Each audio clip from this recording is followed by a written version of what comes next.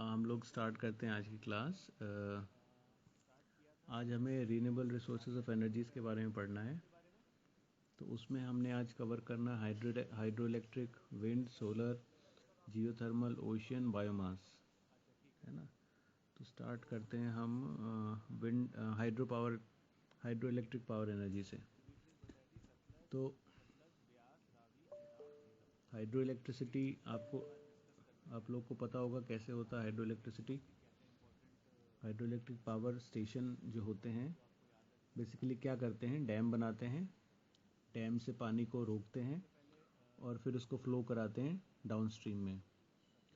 तो जो water downstream में जाता है तो उसकी पोटेंशियल एनर्जी काइनेटिक एनर्जी में कन्वर्ट हो जाती है और वो पानी टरबाइंस पे गिरता है, टरबाइंस मूव करती हैं, so mechanical energy is converted into electrical energy. जो पानी के पावर से टरबाइंस घूमती हैं, उससे टरबाइन के घूमने से मैकेनिकल एनर्जी प्रोड्यूस होती है और जिसको हम डायनमो की मदद से काइनेटिक एनर्जी में कन्वर्ट कर लेते हैं। So that is the cheapest and cleanest source of energy. But problem ये है कि डैम बनाने से बहुत सारे अदर इश्यूज हो जाते हैं, है ना। पानी को अगर आप एक जगह फ्लो कर लेते हो, रिवर का पानी अगर एक जगह आप फ्लो कर लेते हो तो वो प्रॉपर फ्लो मेंटेन नहीं रह पाता। और अगर कभी डैम में कुछ प्रॉब्लम आ जाए तो फ्लड का खतरा रहता है जो आसपास का एरिया है। तो बहुत सारी अदर प्रॉब्लम्स है। Otherwise this is the cheapest source of energy और क्लीनेस्ट सोर्स ऑफ एनर्जी है। बहुत तरह के हाइड्रो पावर स्टेशंस होते हैं, जैसे कि आपने सुना होगा स्मॉल हाइड्रो पावर स्टेशन। तो स्मॉल एसएचपी जिसको बोलते हैं, स्मॉल हाइड्रो पावर स्टेशन को हम कैसे डिफ़ाइन करते हैं, तो इसको इस तरह से डिफ़ाइन करते हैं कि power station generally electricity produce करता है, तो कितने वॉट तक की इलेक्ट्रिसिटी प्रोड्यूस कर सकता है उसके बेसिस पे हम डिफ़ाइन करते हैं। तो 5 बोल सकते हो आप, micro, mini, small, mega and thermal. तो जो माइक्रो होता है उसकी कैपेसिटी होती है बहुत कम। माइक्रो मतलब ही कम होता है, 10⁻⁻⁶। माइक्रो मतलब 100 किलोवाट। मिनी मतलब 100 से 2 मेगावाट तक। फिर स्मॉल मतलब अप टू 25 मेगावाट तक। मेगा उसके बाद होते हैं मेगा। मेगा वाला 500 मेगावाट से ज़्यादा तक की कैपेसिटी का होता है। और इसके अलावा एक और होते हैं थर्मल प्रोजेक्ट्स, जो 1500 से ज़्यादा मेगावाट से ज़्यादा की इंस्टॉल कैपेसिटी प्रोड्यूस कर सकते हैं। ठीक है। तो हमारे यहाँ जो हाइड्रो पावर प्रोजेक्ट्स को देखता है, जो मिनिस्ट्री देखती है, वो है ministry of new and renewable energy. ठीक है। तो स्मॉल हाइड्रो पावर स्टेशंस ये होते हैं। जो इंडिया और चाइना है ना, यहाँ पे highest number of small hydro power installed projects हैं, क्योंकि छोटी छोटी नदियों पर इन्होंने बहुत सारे बांध बना रखे हैं। तो हम इसके एडवांटेजेस और डिसएडवांटेजेस पे ज़्यादा नहीं जाएंगे, रादर हम कुछ वो देख लेते हैं कि हाँ, कभी कभी डिसएडवांटेजेस से क्वेश्चन आ जाते हैं कि डैम से क्या क्या डिसएडवांटेजेस हो सकते हैं। 3-4 ऑप्शन दे देंगे आपको और 1 2 2 3 1 2 3 ऑल ऐसे करके। अच्छा, मैंने आप लोग के लिए कुछ क्वेश्चन प्रिपेयर किए हैं, होपफुली मैं जल्दी दे दूंगा, उसको फ्लोट कर दूंगा मैं, तो आप लोग सब कर लेना। थोड़े से हार्ड क्वेश्चंस होंगे, वो ट्राई करना करने की। तो डिसएडवांटेजेस जो होते हैं इसके, सबसे बड़ा डिसएडवांटेज जो होता है वो इकोसिस्टम पे होता है इसका। जो माइग्रेटिंग फिशेस होती है, मतलब जो एक सीज़न में एक जगह से दूसरी जगह माइग्रेट करती हैं, अगर आपने उनको डैम बना दिया तो वो फिर माइग्रेशन उनका रुक जाएगा, दे कैन नॉट क्रॉस। दूसरा, बायोडाइवर्सिटी जो अपस्ट्रीम और डाउनस्ट्रीम होती है वहाँ पे लॉसेस हो जाएंगे। फिर इरोजन का प्रॉब्लम रहता है। और जैसे कि मैंने बताया कि अगर आप बांध बना देते हो तो वहाँ पे क्या होता है, न्यूट्रिएंट फ्लो रुक जाता है। तो डिजॉल्व और पार्टिकुलेट मैटर्स मतलब अनइवन हो जाते हैं। Next problem is water pollution. Dissolve oxygen जो उसमें होती है वो कम हो जाती है। और सेकंड जो होता है, सिल्टेशन की प्रॉब्लम हो जाती है ना। सिल्टेशन मतलब आपको पता है क्या होता है, बताएगा कोई सिल्टेशन क्या होता है?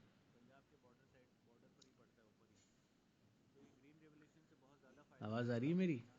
सर मेरे ख्याल से मिट्टी के कटाव को कहते हैं। किसको? मिट्टी के कटाव को। उसको सिल्टेशन बोलते हैं, वो तो फिर इरोजन होता है। इरोजन सर, आई थिंक वो सिल्ट जमा होने का जो डिपॉजिट्स लाना है वो सिल्टेशन होता होगा।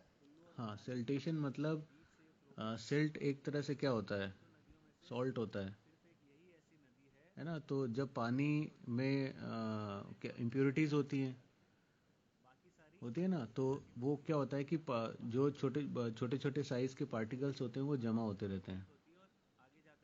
तो उसी से सिल्टेशन, उसी प्रोसेस को सिल्टेशन बोलते हैं।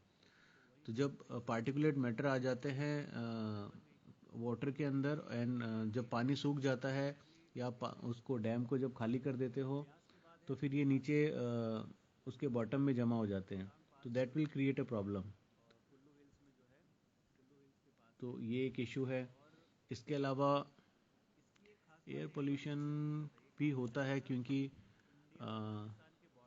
एयर पोल्यूशन हो सकता है इससे।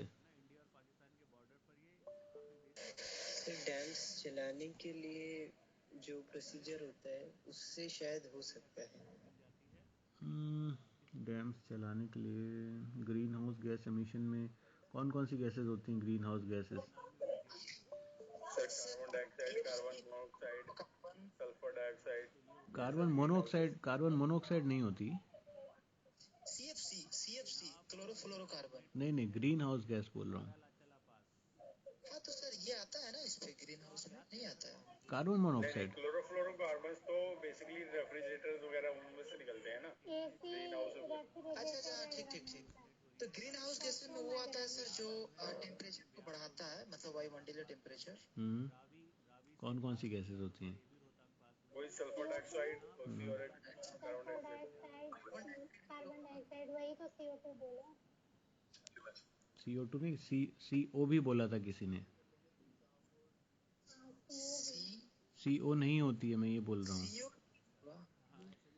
देखो, आपने बोला carbon dioxide, methane, nitrous oxide, water vapours, इसके अलावा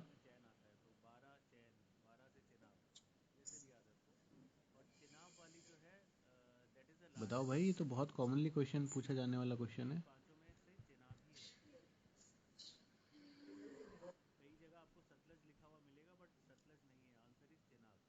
नहीं पता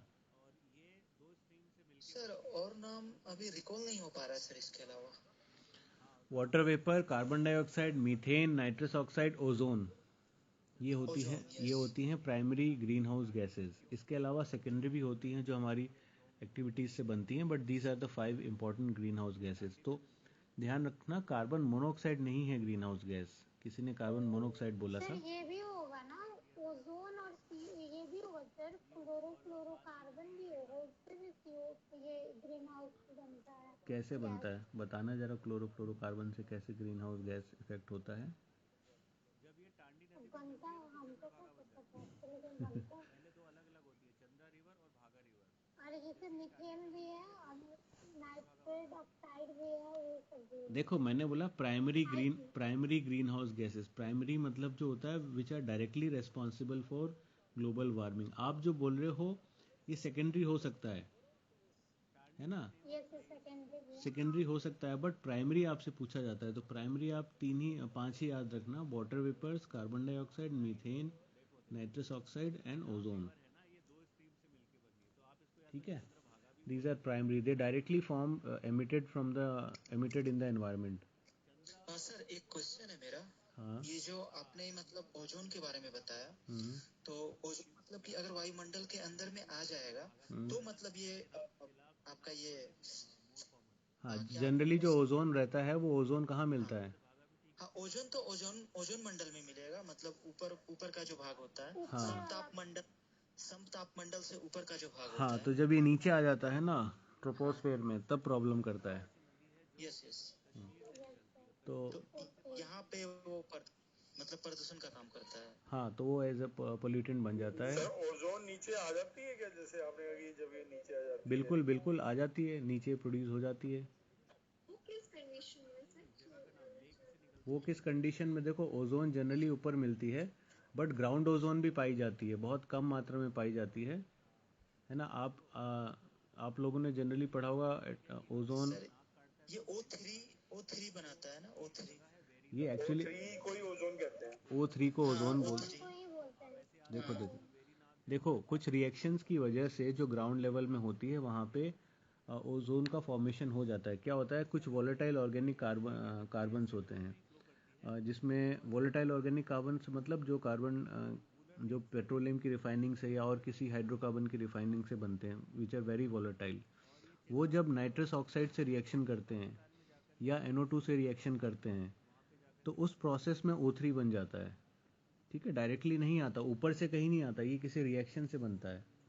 तो ट्रोपोस्फेरिक ऑक्सीजन जो होते हैं वो किसी ना किसी पोल्यूटेंट्स की रिएक्शन के दौरान बनते हैं, जैसे मीथेन हो गया, कार्बन मोनोऑक्साइड हो गया, इसके अलावा non methane organic volatile compounds होते हैं। ये जब नाइट्रोजन के ऑक्साइड से रिएक्शन करते हैं तो ओजोन का फॉर्मेशन ग्राउंड लेवल पे हो जाता है, अदरवाइज और कहीं से नहीं आती, ऊपर से परकुलेट होकर नीचे नहीं आते हैं।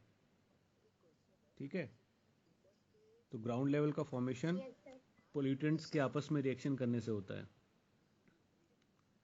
ठीक है, तो हाँ, हम डिस्कस कर रहे थे क्या एयर सर पोल्यूशन। ये एक अभी ये जो समताप लेयर किसी ने बोली थी सर, ये समताप लेयर को इंग्लिश में क्या बोलेंगे? समताप लेयर, सेकंड होती है ना शायद, स्ट्रेटोस्फीयर होगा देन। समताप लेयर, हाँ स्ट्रेटोस्फेयर।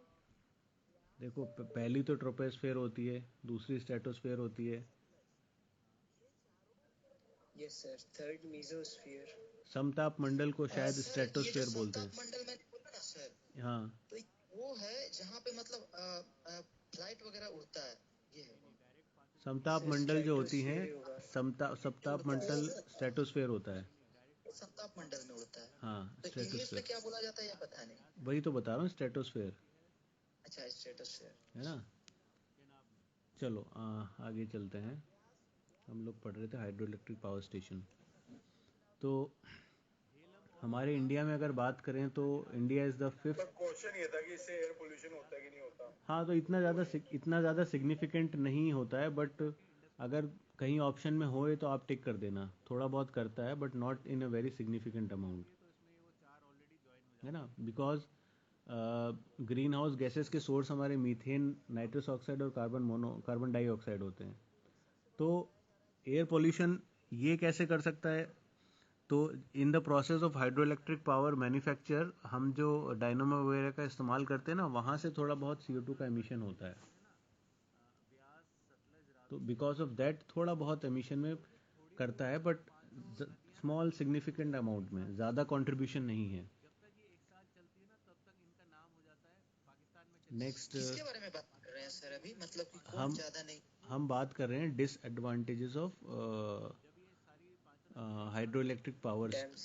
हाँ, अच्छा सर डैम्स के डैम्स के बारे में। बारे, मुझे लगा हो जाए। नहीं, तो इंडिया में है ना actually fifth globally largest installed hydro electric power capacity है अभी। और जैसे कि मोदी गवर्नमेंट चाह रही है, मोदी गवर्नमेंट का वो टारगेट क्या है, पता है किसी को कुछ? सर ऊर्जा के मामले में मतलब आत्मनिर्भर बनना, ऐसा कुछ। नहीं नहीं, हाँ सर, ये बेसिकली रिन्यूएबल सोर्सेज पे आना चाह रही है मोदी। कितनी कैपेसिटी बोली है उसने? जो डेटा तो पता नहीं। हाँ मतलब पहले कुछ बोला था, फिर बढ़ा दिया उसको, गीगावाट, कितने गीगावाट बोला है, नहीं पता अभी कुछ। डेटा तो नहीं पता सर। अच्छा, 175 तक तो पहले बोला था उन्होंने, उसके बाद जब मीटिंग हुई तो उसमें और बढ़ा दिया। पहले उन्होंने बोला था कि हम लोग ना 175 गीगावाट मतलब उनसे करेंगे, रिन्यूएबल सोर्सेज ऑफ एनर्जी से। तो कर दिया है। तो उसमें non renewable sources of energies में बोला था wind power, solar power, bio power, small hydro power and large hydro power से हम करेंगे। बट उन्होंने 2030 तक ये बोला है कि अब हम 2030 तक 500 गीगावाट कर देंगे। तो पहले 175 से बहुत ही एम्बिशियस प्रोजेक्ट हो गया, मतलब 2030 तक हम लोग 500 गीगावाट तक प्रोड्यूस करेंगे, ऐसा उनका बोला है उन्होंने। ठीक है, और कर भी सकते हैं, कोई बहुत बड़ी बात नहीं है, बट वही है कि अगर रह पाए तो करेंगे, नहीं रह पाए तो फिर नहीं होगा। तो लेट अस सी क्या होता है। बट आपको सर अगर 30 तक हम लोग इतना अचीव कर लेंगे तो क्या 100% मतलब हम लोग रिन्यूएबल की तरफ जा सकते हैं? 100% 100% तो नहीं जा सकते। इतना जल्दी नहीं होगा, 100% इतना जल्दी नहीं होगा। ठीक है, बट मोर और लेस हम काफ़ी, अगर इतना अचीवमेंट हो जाती है तो फिर काफ़ी पोल्यूशन में कमी हो जाएगी उससे। बिल्कुल। अच्छा, नेक्स्ट हम देखते हैं। तो हाइड्रो इलेक्ट्रिक में इससे ज़्यादा नहीं है कुछ। अब आपको सर मेरे माइंड में एक क्वेश्चन आ रहा है हाँ कि हाइड्रो इलेक्ट्रिसिटी को स्टोर कैसे करते हैं सर? मींस जब टरबाइन्स घूमती हैं एंड हाइड्रो इलेक्ट्रिसिटी प्रोड्यूस होती है, देन उसको कलेक्ट कहाँ करेंगे, क्योंकि टरबाइन्स तो पानी के अंदर है। पावर स्टेशंस होते हैं ना वहाँ, जहाँ भी ये होते हैं वहाँ पे पावर स्टेशंस होते हैं नियर बाय, तो वहाँ पे स्टोर होता रहता है ये। जहाँ कहीं भी होते हैं ये पावर प्लांट लगे होते हैं, जैसे Nathpa Jhakri hydro electric power plant है, biggest underground hydro electric power project है ये। सरदार सरोवर है, सेकंड लार्जेस्ट है ये। उसके बाद Shri Salem hydro power plant है। तो जहाँ भी ये होते हैं वहाँ पे प्लांट्स लगे होते हैं प्रॉपर, तो वहाँ पे स्टोरेज भी रहता है। सर ये किस फॉर्म में स्टोर करते हैं अंडरग्राउंड वाला इलेक्ट्रिसिटी को? क्या नाम था और आपने? अंडरग्राउंड वाला मैंने आपको बताया, Nathpa Jhakri hydro electric power plant. एक है श्री सेलम है कहाँ पे सर ये नाथपा जागरी? नाथपा झाकरी नहीं सुना कभी? कोई बता सकता है किसी के आसपास? पता नहीं सर। सतलज रिवर पर बनाया गया है हिमाचल प्रदेश में।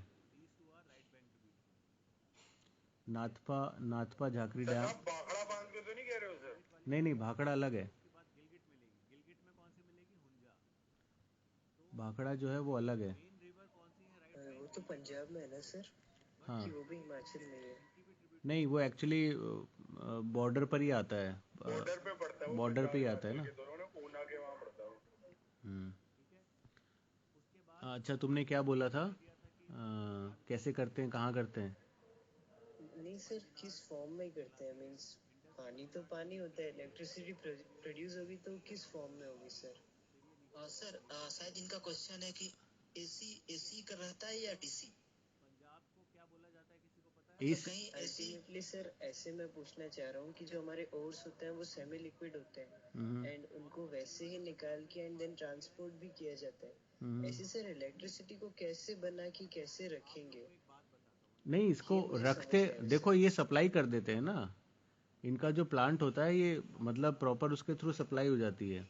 पावर लाइंस होती है इनकी, जनरेट करती हैं और पावर लाइंस के थ्रू ट्रांसमिट हो जाते हैं।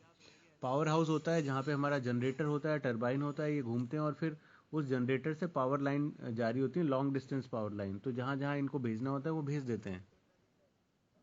Sir at the time production के साथ ही वो हाँ हाँ, चले जाते हैं? बिल्कुल बिल्कुल, ऐसे स्टोर करके कहाँ रख सकते हैं,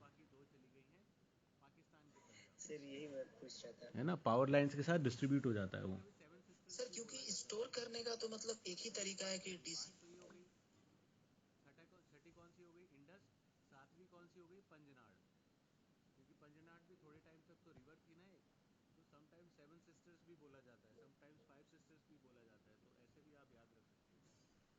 गए फिलहाल। हाँ, नहीं मेरा वो सिग्नल चला गया था। स्टोर करने का तरीका तो यही है, डीसी के थ्रू। हाँ, मेरा सिग्नल कनेक्शन चला गया था। हाँ हाँ, तो क्या डिस्कशन हो रहा था हमारा? अरे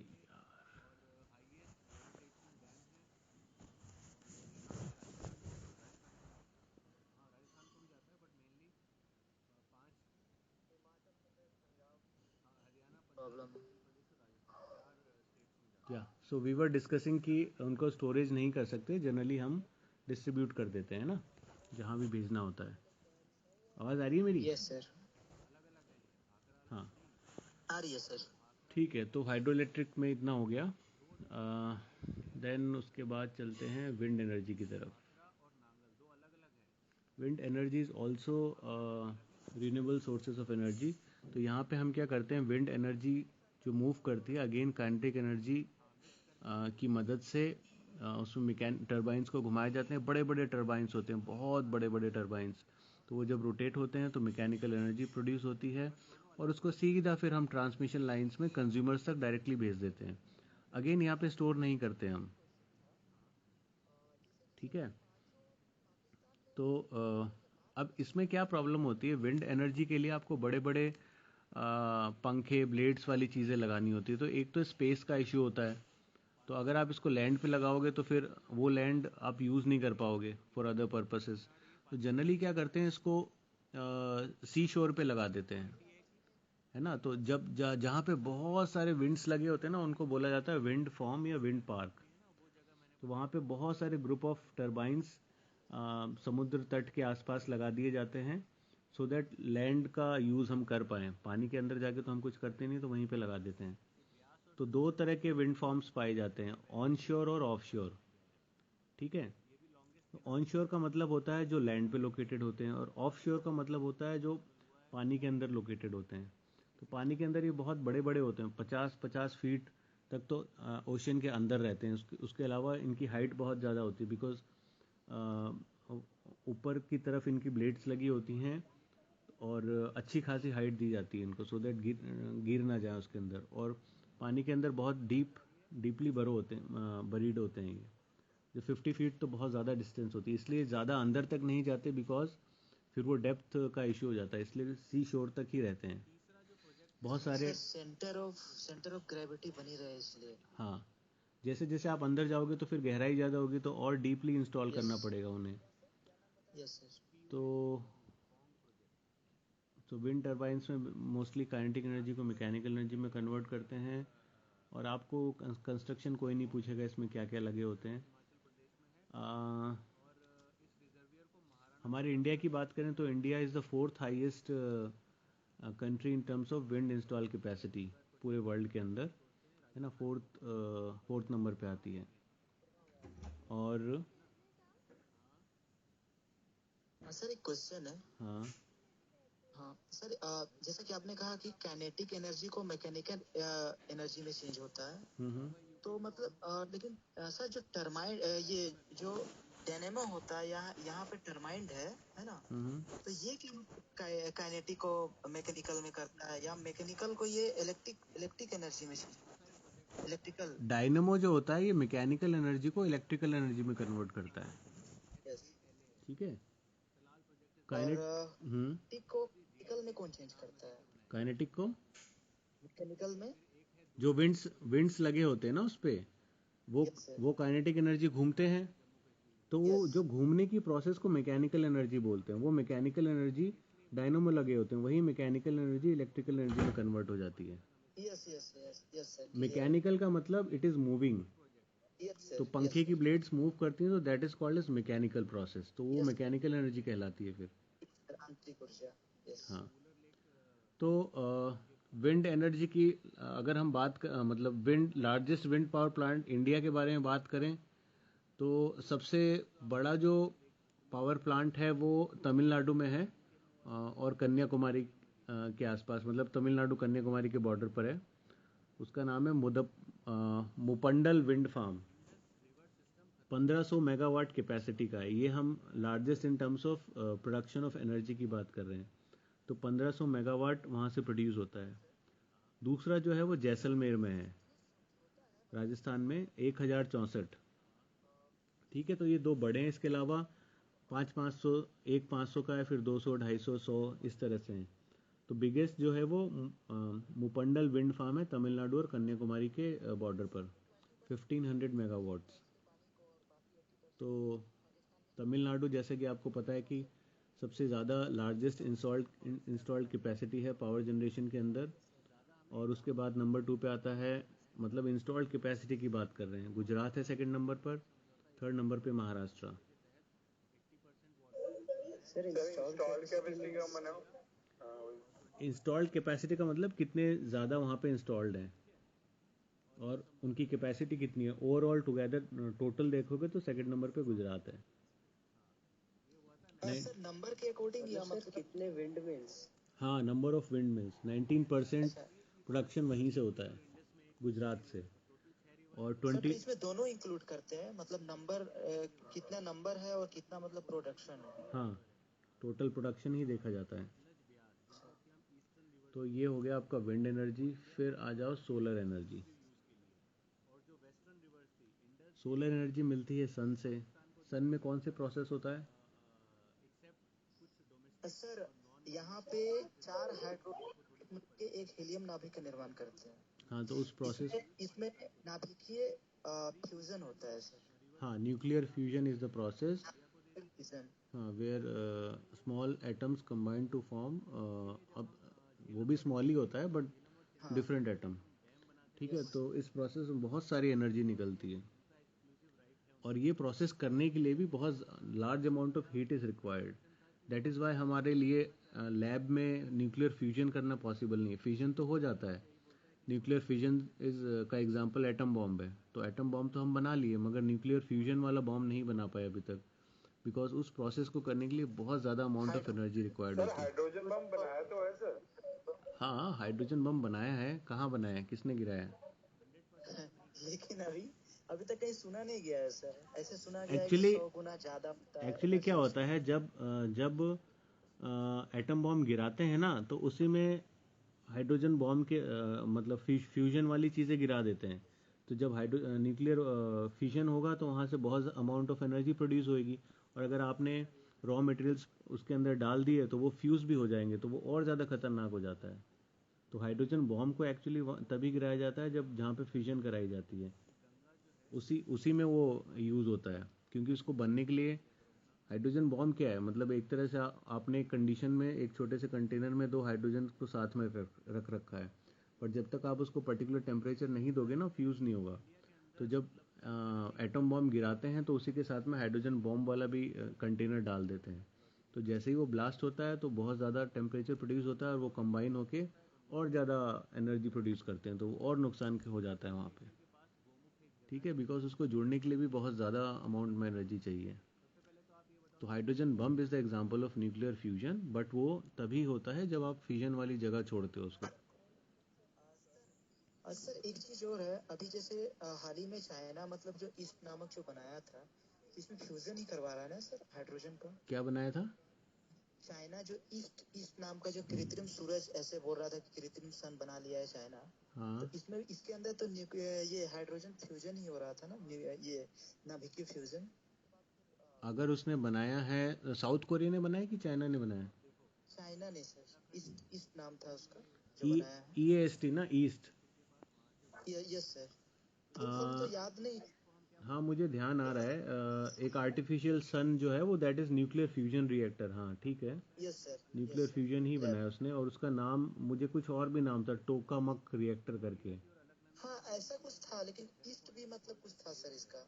हाँ, टोकामक मुझे याद आ रहा है। टोकामक न्यूक्लियर रिएक्टर है, उसने बनाया था। ईस्ट का मुझे देखना पड़ेगा, एक सेकंड रुको। इसका आर्टिफिशियल, फुल फॉर्म याद करेंगे। अच्छा, बट हाँ वही है, देखो वही है। ईस्ट में टी आ रहा है ना, टी मतलब tokamak he, experimental yes yes advance super conducting tokamak, that is yes east. Sir, east ये इसको ईस्ट बोल रहे थे कि ये 10 गुना ज़्यादा गर्म होगा सन से। यस। बट मैं वही बोल रहा हूँ ना, चाइना से पहले भी साउथ कोरिया बना चुका है इसको, और साउथ कोरिया ने इसका नाम रखा था के स्टार। के स्टार मतलब Korea super conducting tokamak advance research. ठीक है, वो 2020 में बना चुका है, चाइना ने तो अभी बनाया है। तो ये डेफिनेटली ये न्यूक्लियर फ्यूजन को ही एज अ प्रिंसिपल यूज़ करते हैं, है ना। Yes sir. ओके, तो सोलर थर्मल पावर प्रोडक्शन कहाँ कहाँ इसका एप्लीकेशन होता है, बताओ। एक तो मैंने बताया सोलर थर्मल पावर प्रोडक्शन में। दूसरा हो जाता है हमारा photo electric sales. Photo electric sales क्या होते हैं? सर क्वेश्चन एक बार रिपीट कीजिएगा। फोटो इलेक्ट्रिक सेल्स या फोटो वोल्टाइक सेल्स सर ये पेड़ पौधों में होता है, पेड़ पौधों वाला। किसमें किसमें होते हैं? सर आप प्रकाश संश्लेषण की बात कर रहे हैं, जो ये नहीं नहीं नहीं नहीं, फोटो इलेक्ट्रिक फोटोसिंथेसिस। सेल्स। ये सौर सेल सर, जिसको सोलर प्लेट कहते हैं वैसे। हाँ हाँ हाँ हाँ, अच्छा, सोलर प्लेट वाला। फोटो इलेक्ट्रिक सेल्स में हम लोग यूज़ करते हैं ना उनकी मदद से। अच्छा, तो नेक्स्ट क्या है इसमें, फोटो इलेक्ट्रिक सेल्स में यूज़ होता है। एडवांटेजेस तो हैं इसके बहुत सारे, क्या आप इसके डिसएडवांटेजेस भी बता सकते हैं? अगर ये इतना ज़्यादा एडवांटेजेस है तो इसको हम यूज़ क्यों नहीं कर पा रहे हैं? सर जो रेडियो एक्टिव डिस्पोजेबल है ना वेस्ट जो होता है, उसे डिस्पोज करने की प्रॉब्लम आती है कि कहाँ करें कहाँ ना करें। रेडियो जमीन के नीचे गाड़ना पड़ता है, नहीं, फिर रेडियो वो जमीन भी। एक सेकंड, रेडियो एक्टिव कहाँ यूज़ हो रहा है इसमें? सर ये सर इसका ये मतलब कि है कि मतलब सर रात में, सर इसका डिसएडवांटेज मैं बता रहा हूँ।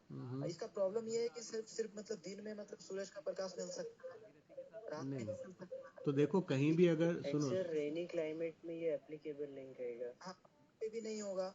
और दूसरा कि जो इसका इंफ्रास्ट्रक्चर होता है ना सर, हाँ वो बहुत मतलब कॉस्टली होता है। हाँ लेकिन एक बार हम लोग मतलब इसको लगा दें हाँ, तो उससे हम जो प्रोडक्शन है वो बहुत मतलब चीप होता है, ये चीज है। एक्सपेंसिव होता है ठीक है, और हाँ, रही बात उसकी कि रात में यूज़ नहीं कर सकते, तो हाँ रात।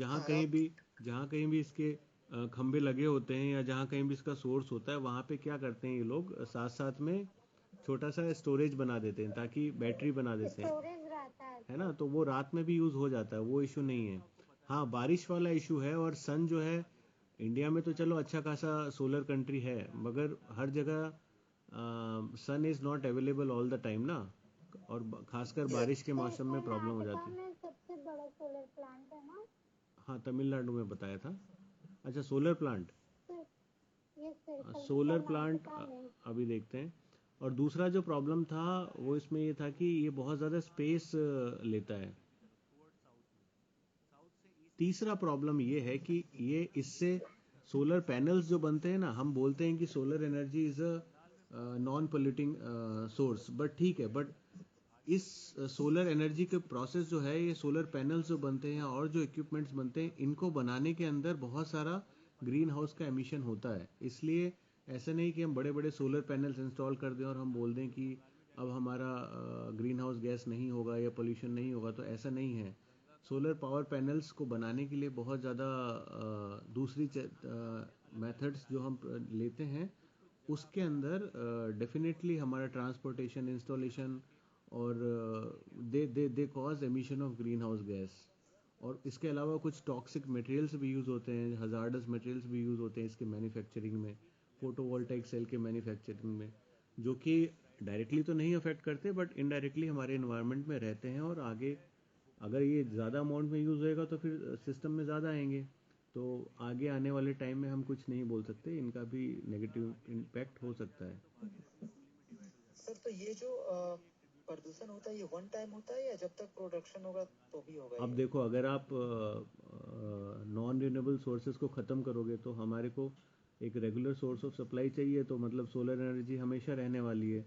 तो जो उसके पैनल्स यस। होते हैं, इनकी लाइफ तो फिक्स होती है ना, ऐसा तो नहीं कि ये लाइफ लॉन्ग ही चल, एक बार पैनल बना लिया तो लाइफ लॉन्ग चलेगा। तो नहीं। पैनल, एक्चुअली इंडिया में पैनल नहीं बनता है, इंडिया क्या करता है, चाइना से लेता है पैनल्स, क्योंकि सस्ते दामों में वहीं से मिल जाते हैं। तो मोदी गवर्नमेंट ने बोला कि सब कुछ इंडिया में बनेगा। एक्चुअली इंडिया में जो कंपनीज थी ना जो बनाते हैं, वो बहुत कम लोग होते हैं, तो अगर गवर्नमेंट उन्हीं से परचेज करेगी तब तो वो सस्टेन करेंगे, बट अगर गवर्नमेंट की पॉलिसी ऐसी है कि भाई उनको सस्ता चाहिए, तो फिर वो चाइना से ले लेगी, तो जो जिस एक दो बंदों ने इंडस्ट्री खोल रखी हो तो फिर लॉस मेकिंग में हो जाएंगे, तो वो बंद कर देते हैं।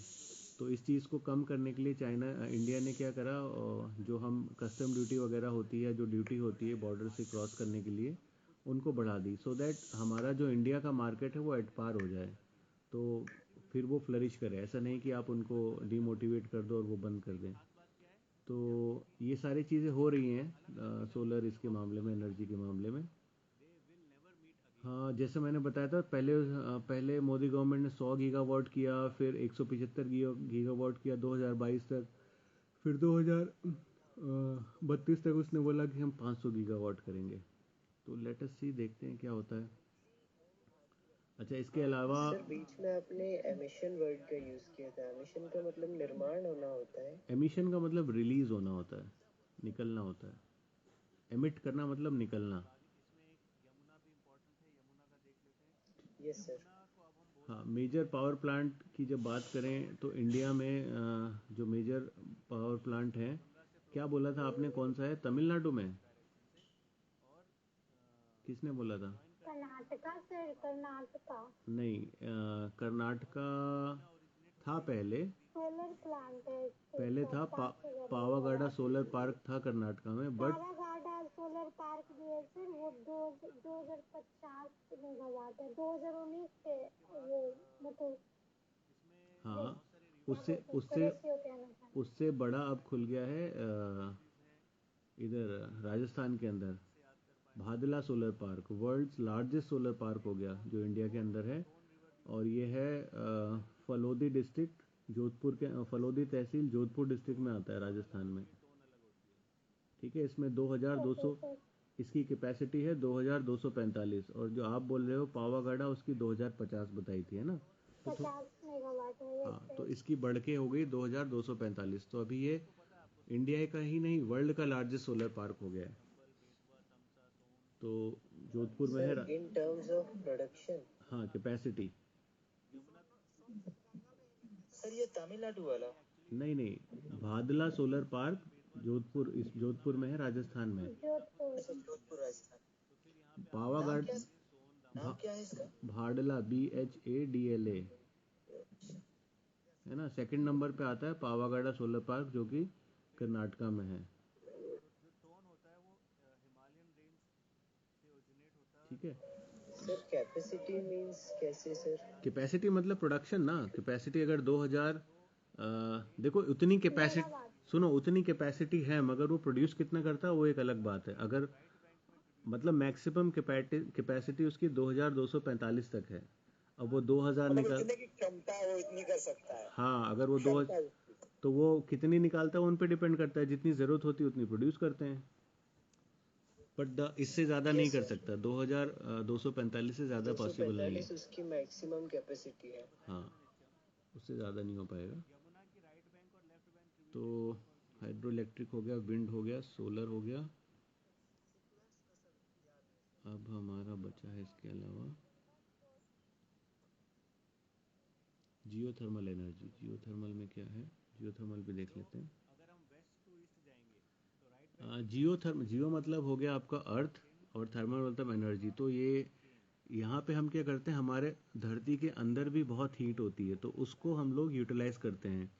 So the natural heat from the interior of the earth is use to generate electricity.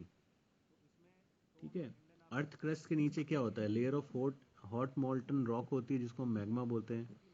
तो इस लेयर में क्या होता है, हीट कॉन्टिन्यूसली प्रोड्यूस होती रहती है। और कहाँ से आती है, रेडियो एक्टिव मटेरियल्स होते हैं, यूरेनियम, पोटेशियम, उनके डीके से होती है। और और ये जो एनर्जी होती है 50,000 गुना ज़्यादा होती है जितनी हम ऑयल और नेचुरल गैस से निकाल सकते हैं, उससे 50,000 टाइम्स मोर होती है। इसको मतलब इसके बहुत सारे अलग अलग कैटेगरीज हैं जिसमें आता है, जैसे geo pressurise zone, hot rock zone, hydrothermal conversion zone. अब हमें वो सब नहीं जानना है, हमें कभी कभी एग्जांपल्स पूछ लेते हैं कि what are the natural examples of geothermal energy. कभी किसी ने सुना होगा, अगर कोई हिमाचल साइड में गया होगा तो वहाँ सुना होगा फेमस हॉट स्प्रिंग्स। गया कोई हिमाचल साइड में? सर आपकी आवाज अभी कट गई। हॉट स्प्रिंग का नाम तो सुना है सर। Hot sulphur springs. और कौन सी जगह है वो, जहाँ पे गुरुद्वारा भी है, और अगर आप एक चावल की थैली उसमें डालते हो तो थोड़ी देर सर में मणिकरण, सर मणिकरण। हाँ, हाँ ये चीज उसके अलावा सर बद्रीनाथ में भी है ये। हाँ, बहुत सारी जगह है, मनाली में है, कुल्लू में है, सॉरी बॉयल होते रहता है। वशिष्ठ वशिष्ठ ऋषि है ना जहाँ पे, मंडी में, कुल्लू में, तो वहाँ पे भी है हॉट सल्फर स्प्रिंग है। तो ये नेचुरल एग्जांपल्स हैं, गीजर्स, लावा फाउंडेशन और हॉट स्प्रिंग्स, जो कि जियोथर्मल एनर्जी के नेचुरल एग्जांपल्स हैं। मतलब वहाँ पे पानी हमेशा गरम गरम निकलता रहता है और उसमें सल्फर होता है। तो बोलते हैं कि अगर किसी को स्किन डिजीज़ होता है तो that water is very good. Anyways, इसमें क्या होता है, इसके एडवांटेजेस क्या होते हैं, एक तो ये रीनेबल होता है, हम इसको बार बार यूज़ कर सकते हैं। और इजी टू एक्सप्लॉइट, मतलब इसका यूज़ बहुत इजी होता है। और इसके अंदर फॉसिल फ्यूल के कंपैरिजन में बहुत कम कार्बन डाइऑक्साइड का एमिशन होता है। उसके अलावा इसकी जो नेट अमाउंट ऑफ हीट है वो बहुत ज़्यादा है। डिसएडवांटेजेस क्या है, हर जगह तो नहीं है ये। और जैसे मैंने बोला था सल्फ़र होता है तो H2S का पोल्यूशन होता है, सल्फ़र बाहर निकलेगा, हाइड्रोजन से रिएक्शन करके H2S बना लेगा, तो बहुत गंदी सड़े हुए अंडे जैसी स्मेल आती है जहाँ कहीं भी ये स्प्रिंग्स होते हैं। ठीक है, अब इसको कैप्चर कैसे, हाँ इससे इलेक्ट्रिसिटी बनाया जाता है ना? हाँ हाँ। तो तरीका क्या है सर, मतलब इस वेरी पानी गुड। से बनाने का? पानी से बनाने का देखो, न्यूक्लियर रिएक्टर का कंस्ट्रक्शन पता है आपको क्या होता है? न्यूक्लियर रिएक्टर से एनर्जी कैसे बनाते हैं? यस सर पता है। कैसे? मतलब पानी को गर्म कर किया जाता है, हाँ। और जो इंजन निकलता है ना सर, उसको प्रेशराइज किया जाता है, और प्रेशराइज करके किसी एक जगह से मतलब उसको निकाला जाता है, और वहां से जो प्रेशर वाला जो स्टीम बाहर निकलता है तो उसे टरबाइन को घुमाया जाता है। सेम चीज़ है, आप वहाँ पे पानी को गर्म करते हैं, यहाँ पे हमें गरम गरम पानी ऑलरेडी मिल रहा है। तो गर्म पानी को हम लोग पावर प्लांट में ले जाते हैं, वहाँ से फिर उसको बहुत सारी पाइपलाइंस होती हैं, उसको इंजेक्ट किया जाता है, उसके बाद रिसाइकिल करते हैं। तो सेम प्रोसेस होता है, बट वहाँ पे आपको उस प्रोसेस से पानी को गर्म करना पड़ता है, और उस हीट को, जैसे जो हम वहाँ पे यूज़ करते हैं ना कूलेंट, सोडियम या और कोई कूलेंट, तो उसके थ्रू वो ले जाते हैं हीट को ट्रांसफ़र करके, वहाँ भी हम टरबाइंस को घुमाते हैं। तो यहाँ भी जो इसका तरीका है वो सेम उसी के फंक्शन पर है। टेम्परेचर ग्रेडियंट को क्रिएट करते हैं, उस टेम्परेचर ग्रेडियंट से हम टरबाइंस को घुमाते हैं और फिर वहाँ से एनर्जी का प्रोडक्शन करते हैं। ठीक है। अब इसमें चैलेंजेस ये हैं कि बहुत ज़्यादा कॉस्टली होता है, और इसका इंफ्रास्ट्रक्चर बहुत ज़्यादा होता है, और आपको कहाँ किस जगह पे लोकेट करना है ये भी प्रॉब्लम है, तो हर जगह पॉसिबल नहीं है। इसमें सबसे ज़्यादा इश्यूज आते हैं। और अगर इंडिया में बात करें तो जियोथर्मल एनर्जी जो इंडिया के बारे में बात, तमिलनाडु। तो इंडिया जो है वो 7th लार्जेस्ट है province in terms of geothermal energy, और बहुत सारे नंबर ऑफ जियोथर्मल स्प्रिंग्स हैं हमारे यहाँ।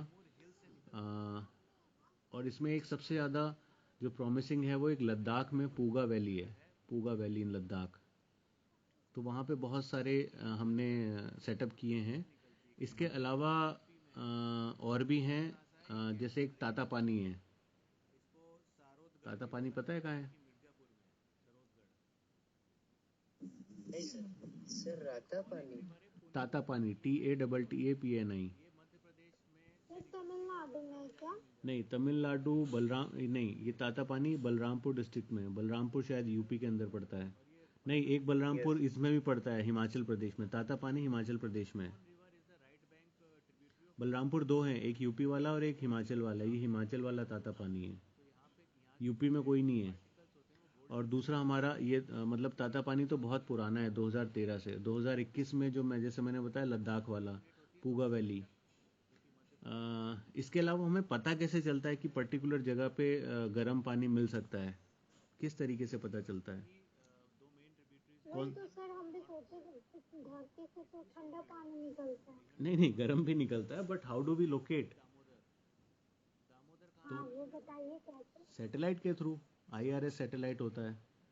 तो IRS सैटेलाइट जो होता है वो फोटोग्राफ और मैपिंग के थ्रू हमें बता देता है कि यहाँ पे सोर्स है गर्म पानी का। ठीक है, तो वहाँ पे हम सेटअप कर सकते हैं।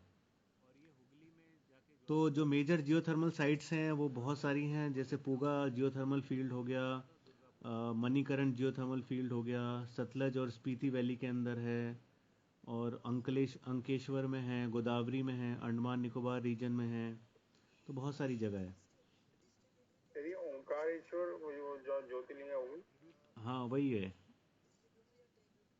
ज्योतिर्लिंग वाले की स्पेलिंग क्या होती है? OM होती है ना? ये सर ओमकारेश्वर। नहीं, ये वो नहीं है। वो तो MP में सर ओमकारेश्वर। हाँ वो नहीं है ये है महाराष्ट्र के अंदर आता है, ओंकेश्वर। ओंकेश्वर UNKESHWR, ये महाराष्ट्र में आता है। तो ये जियोथर्मल हो गई। नेक्स्ट है ओशियन एनर्जी। अब जो मैंने आपको क्वेश्चंस दिए हैं उसमें ओशियंस के मैंने एलिमिनेट कर दिए थे, क्योंकि मैंने ओशियन पढ़ाया नहीं था उस टाइम पे।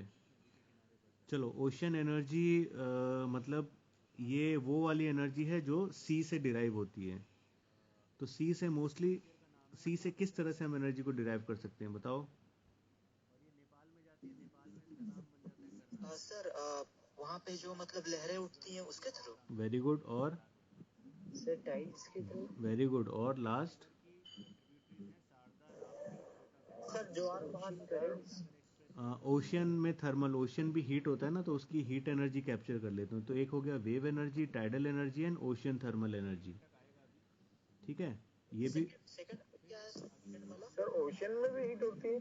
हाँ, ज्वार भाटा लहरों के उससे हीट प्रोड्यूस होती है ना, थोड़ी बहुत हीट होती है, तो उसको भी कैप्चर कर सकते हैं। But mostly wave energy, tidal energy ज़्यादा यूज़ होती है। तो सबसे पहले जो ये produce first ocean wave energy जो प्रोड्यूस जहाँ से करी गई थी, जहाँ पे प्रोजेक्ट लगाया गया था, वो 150 मेगावाट का था त्रिवेंद्रम के अंदर। ठीक है। सर ज्वारभाटा को इंग्लिश में सर क्या ये बोलते हैं? ओल्ड तिरुवनंतपुरम का नाम है त्रिवेंद्रम। त्रिवेंद्रम, हाँ। इसमें क्या करते हैं, देखो, एक हम कुछ फ्लोटिंग टाइप से डाल देते हैं। कभी कभी आपने देखा होगा एक छोटी सी मशीन, पनडुब्बी टाइप। पनडुब्बी तो क्या, आधी बाहर रहती है आधी अंदर रहती है। उसमें क्या होती है, प्लेट्स लगी होती हैं। वो प्लेट्स घूमती रहती है, जैसी लहरें आएंगी वो जो हमने इक्विपमेंट लगाया है वो आधा ऊपर रहता है और उसका काफ़ी हिस्सा नीचे रहता है। नीचे में क्या होता है, प्लेट्स होती हैं। तो जब वेव्स आएंगी, मूव करेगा, तो वो उस प्लेट को घुमाएगा। और प्लेट के अंदर अंदर ही, अंडर वाटर में ही, वो उसको हम केबल से कनेक्ट कर देते हैं जो एनर्जी को ट्रांसफ़र करता है। ठीक है। तो इसमें भी बहुत सारी प्रॉब्लम्स आती हैं। उनके अंदर कुछ जानवर फंस सकते हैं और केबल का कनेक्शन कट सकता है, और ज़्यादा एनर्जी आ जाए तो इस पे नुकसान भी हो सकता है। तो है, इसमें भी चैलेंजेस हैं। लेट अस सी। सर इसको मॉनिटर नहीं कर सकते मतलब अच्छी तरह से हम लोग मॉनिटर कैसे करोगे? पानी के अंदर जाके कैमरा लगा के कितना मॉनिटर कर लोगे? उसी में ज़्यादा खर्चा हो जाएगा, मॉनिटरिंग में ज़्यादा खर्चा हो जाएगा। तो जो जो इसीलिए ना, जिसमें ज़्यादा प्रॉब्लम रहती है उसको कम ही यूज़ करते हैं। Yes sir. तो इतना था उसके बारे में। नेक्स्ट है बायोमास एनर्जी। बायो मतलब लिविंग, और मास मतलब उनका वेट। तो ये जो आता है, ये that comes from plants and animals. तो या तो वो ये एनर्जी जनरेट की जाती है लिविंग, या फिर अगर पहले वो कभी ज़िंदा थे तो, मतलब अगर उनकी डेथ हो गई तो उससे भी हो जाती है। तो बायोमास जो होता है, ये बहुत बहुत सारी कंट्रीज़ में अभी भी इसको कुकिंग और हीटिंग के लिए यूज़ करते हैं। और ये कंट्रीज़ जो हैं, ये डेवलपिंग कंट्रीज़ होती हैं। अब इसमें क्या है कि ये ट्रांसपोर्टेशन और इलेक्ट्रिसिटी जनरेशन जो है, मतलब ट्रांसपोर्टेशन में बहुत ज़्यादा इनका खर्चा होता है, क्योंकि सॉलिड फॉर्म में होते हैं। और अगर आप एक जगह से दूसरी उसमें ले जाओगे तो ट्रांसपोर्टेशन में कॉस्ट आएगा ही। इसलिए ये डेवलप्ड कंट्रीज़ में उतना ज़्यादा यूज़ नहीं होता है। और इसमें क्या होता है कि होता क्या है बायोमास में, मतलब बायोमास में क्या होता है जिससे को हम एनर्जी में कन्वर्ट कर पाते हैं? सर गोबर गैस एक गांव में हम तो सर इसका उदाहरण यही है क्या सर? हाँ, गोबर गैस, यस, बायोगैस, बायोमास है ये। इसको बायोगैस हाँ बोलते हैं। इससे खाना भी बनाया जाता था प्लस वो लाइट के लिए भी यूज करते थे इसको। हाँ, बट मैं पूछ रहा हूँ कौन सी एनर्जी होती है इसके अंदर जिसको हम यूज़ करते हैं? सर रासायनिक chemical energy. Yes, chemical energy, जो कि इनके अंदर स्टोर्ड है। Methane sir. और ये केमिकल एनर्जी कहाँ से बनी होगी? केमिकल एनर्जी नेचुरल है सर, जो कि मतलब कि जो सर डिकम्पोजिशन। ये देखो, अगर प्लांट की बात करते हो तो प्लांट ने जब फोटोसिंथेसिस किया होगा तो उस प्रोसेस में उसने केमिकल हाँ एनर्जी स्टोर प्लांट कर ली होगी। और एनिमल्स की बात करते हो तो एनिमल्स ने जो खाना खाया होगा प्लांट्स को, एनिमल या की बात करते हैं डाइजेशन डाइजेशन से। हाँ, तो वहाँ से स्टोर्ड हो जाती है। ठीक है। तो इसके अंदर बायोमास के अंदर क्या क्या आते हैं, देखो, वुड आता है, और वुड से रिलेटेड जो वेस्ट होते हैं, जैसे firewood, wood pallets, wood chips, lumber, furniture, sawdust, है ना, ये पल्प, पेपर मिल्स, ये जो सारी इंडस्ट्रीज़ हैं, ये आपको जैसे लकड़ी कटती है तो बहुत सारे छोटे छोटे डस्ट होते हैं ना, डस्ट पार्टिकल्स, उसको हम यूज़ कर सकते हैं। फिर दूसरा बायोमास प्रोडक्शन में आते हैं एग्रीकल्चरल क्रॉप्स, और जब वो सड़ जाते हैं तो, या फिर उनसे रिलेटेड वेस्ट मटेरियल जैसे कॉर्न, सोयाबीन, शुगर केन, है ना, ये सब जब आप यूज़ कर लेते हो तो उनका आधा पार्ट तो फेंक ही देते हो, तो ये भी बायोमास कहलाते हैं। फिर है बायोजेनिक मटेरियल्स या म्युनिसिपल सॉलिड वेस्ट जैसे पेपर, कॉटन, वूल, वुड के वेस्ट। फिर है animal manure and human sewage, मतलब जो एनिमल का एक्सक्रीटा होता है और जो हमारा सीवेज होता है उसको भी हम बायोमास में कन्वर्ट कर सकते हैं। अब इसको एनर्जी में कन्वर्ट कैसे किया जाता है? या तो आप उसको डायरेक्टली बर्न कर दो, हीट प्रोड्यूस हो जाएगी, है ना, और हीट से आप या तो इलेक्ट्रिसिटी जनरेट कर लो, स्टीम में कन्वर्ट करके टरबाइंस घुमा लो, या फिर आप डायरेक्टली उसको कुकिंग पर्पस के लिए यूज़ कर सकते हो।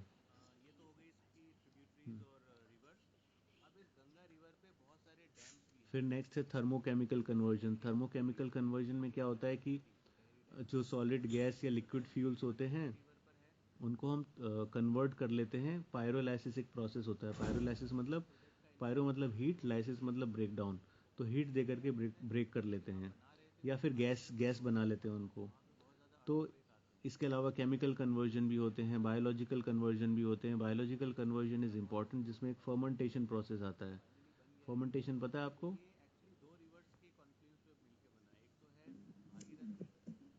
ये सर जहाँ तक मुझे पता है कि जीवाणु के थ्रू मतलब करवाया जाता है अभिक्रिया उसके अंदर। फर्मेंट कराने की प्रोसेस जो होती है, इसमें क्या करते हैं हम, फर्मेंटेशन से जनरली इथेनॉल बनाया जाता है। इथेनॉल मतलब अल्कोहल जो कि कंजम्पशन में यूज़ होती है। तो जो शुगर केन सर या फिर, किण्वन प्रक्रिया इसी को कहते हैं सर, हिंदी में किण्वन प्रक्रिया के द्वारा जो इथेनॉल का प्रोडक्शन किया जाता है, जैसे गन्ने के बेस्ट जो होते हैं हाँ जैसे हाँ हाँ, उनको। बिल्कुल बिल्कुल वही है। तो फर्मेंटेशन में इथेनॉल को प्रोड्यूस किया जाता है। फर्मेंटेशन का मतलब है एनारोबिक ब्रेकडाउन। एनारोबिक मतलब विदाउट ऑक्सीजन देकर के हम सड़ा करके बनाते हैं चीज़ों को। तो जो गन्ने के अंदर शुगर होता है वो कन्वर्ट हो जाती है। शुगर का फॉर्मूला होता है C12H22O11। तो इसमें कार्बन होता है, हाइड्रोजन होता है, ऑक्सीजन होता है। तो जब ये ब्रेक डाउन होता है तो पहले 2 moles of glucose and fructose में टूटता है। 12 कार्बन 6 कार्बन में टूटेगा। फिर वो 6 कार्बन फर्दर 2 कार्बन के कंपाउंड में टूटेगा, तो इथेनॉल जो होता है वो C2H5OH होता है। तो दिस इज फर्मेंटेशन। तो फर्मेंटेशन से भी हम कन्वर्ट कर सकते हैं। इसके अलावा किसी ने बोला था जो गाँव में यूज़ होता है, तो बायोगैस बना सकते हैं, बायोमीथेन बना सकते हैं, ठीक है। तो ये सारे प्रोसेस होते हैं जिससे हम बायोमास एनर्जी को यूज़ कर सकते हैं। डिसएडवांटेजेस भी हैं इसके, क्योंकि इससे एनर्जी जो निकलती है वो बहुत कम निकलती है। जैसे कि इथेनॉल हो गया, उतना ज़्यादा एफिशिएंट नहीं है, इसीलिए हम उसको कम मिक्स करते हैं पेट्रोलियम में, कल हमने पढ़ा था। अपार्ट फ्रॉम दिस, अगर आप बायो एनर्जी को ज़्यादा यूज़ करोगे तो फिर न्यूट्रिएंट पोल्यूशन हो सकता है, सॉइल डिप्लीशन हो सकता है, सॉइल इरोजन हो सकता है। ये सारी चीज़ें इससे एसोसिएटेड हैं। बट फिर भी थोड़ा बहुत इसको कम करने की कोशिश कर रहे हैं, गवर्नमेंट अफोर्ड कर रहा है। इसका जो नेशनल टारगेट है वो बहुत ही कम है, 10 गीगावाट ही है हमारा टारगेट। 2022 तक था 10 गीगावाट हम इंस्टॉल करेंगे बायोमास पावर से। तो इसके अलावा एक नेशनल पॉलिसी ऑन बायोफ्यूल्स भी है। तो उसी पॉलिसी के अंदर हमने ये टारगेट फिक्स किया था कि 20% ब्लेंडिंग करेंगे बायोफ्यूल्स की फॉसिल फ्यूल के साथ 2025 तक। तो कल किसी ने बात की थी कि इथेनॉल मिलाते हैं तो 80-20 का रेशो रहेगा। और भी बहुत सारी चीज़ें हैं पॉलिसी में। National policy on biofuel important है, ठीक है। तो ये हमारा बायोफ्यूल्स भी हो गया। अब मैं आपको एक क्लास में ना मुझे ये पढ़ाना है कि कितने टाइप्स ऑफ बायोफ्यूल्स